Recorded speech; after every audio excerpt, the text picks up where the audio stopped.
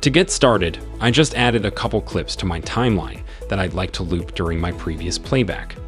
Begin by clicking this little Add button under the video preview. Drag the Loop Playback button under the toolbar under the video preview. Click it to turn looping on. Now, whenever my time head gets to the end of the last clip on my timeline, the video will loop in replay. But let's say you only want to loop part of your clips to do this.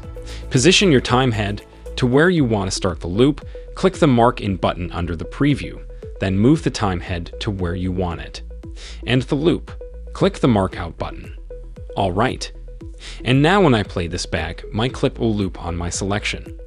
You can also move clips around when this is happening, if you want to experiment with adding something to the end of it.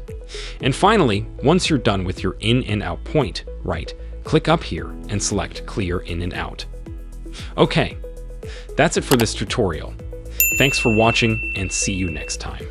If this video helpful to learn quickly, hit the like button and also don't forget to subscribe to our channel and hit the bell icon. Then you won't miss any upcoming tutorials.